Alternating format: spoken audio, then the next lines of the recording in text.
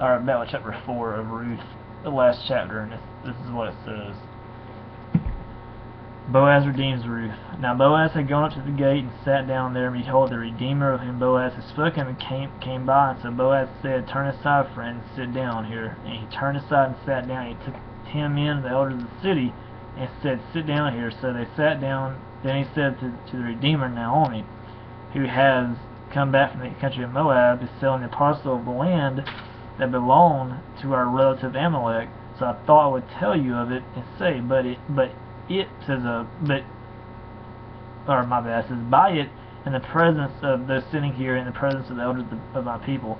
If you will redeem it, redeem it. But if you will not, tell me, that I may know, for there is no one besides you to redeem it, and I come after you. And he said, I will redeem it. And then Boaz said, the day you buy the field from the hand of Naomi, you also acquire Ruth, the Moabite, the widow of the dead, in order to perpetrate the name of the dead in his inheritance. Then the Redeemer said, I cannot redeem it for myself, lest I impair my own inheritance. Take my right of redemption, take my right of redemption yourself, for I cannot redeem it.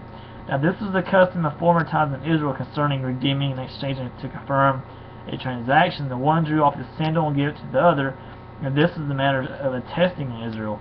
So when the Redeemer said to Boaz, buy it for yourself, he drew off his sandal. Then Boaz said to the elders and all the people, you are witnesses this day that I have bought from the hand of Naomi all that belonged to Amalek, and all that belonged to Chilion and to Mahlon.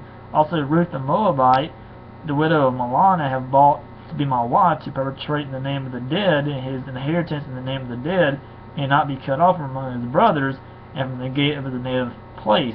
You are witnesses this day. Then all people who were at the gate and the elders said, we are witnesses, and the Lord make the woman who is coming into your house like Rachel and Leah, who together built up the house of Israel.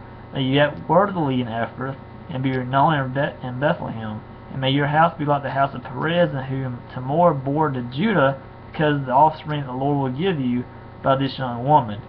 Ruth and Boaz marry. So Boaz took Ruth, and she became his wife, and he went into her, or he had sex with her. And the Lord gave her conception, and she bore a son. Then the woman said to Naomi, blessed be the Lord, who has not left you this day without a redeemer, and may his name be renowned in Israel. He shall be to you a restorer of life and a nourisher of your old age. For your daughter-in-law who loves you, who is more to you than 7 sons, has given birth to him. And Naomi took the child and laid him on her lap and became his nurse. And the woman of the neighborhood gave him a name, saying, a son has been born to Naomi. They named him Obed. He was the father of Jesse, the father of David. So he was David's grandfather. The genealogy of David. These are the generations of Perez. Perez fathered Hezron. Hezron fathered Ram. Ram fathered Abinadab. Abinadab fathered Nahshon. Nahshon fathered Salmon. Salmon fathered Boaz. Boaz fathered Obed. Obed fathered Jesse, and Jesse fathered David. That's chapter 4, the last chapter of Ruth. Talks about Boaz redeems Ruth. Ruth and Boaz get married, and then the genealogy of David. I'll be right back with 1 Samuel. I'll be right back.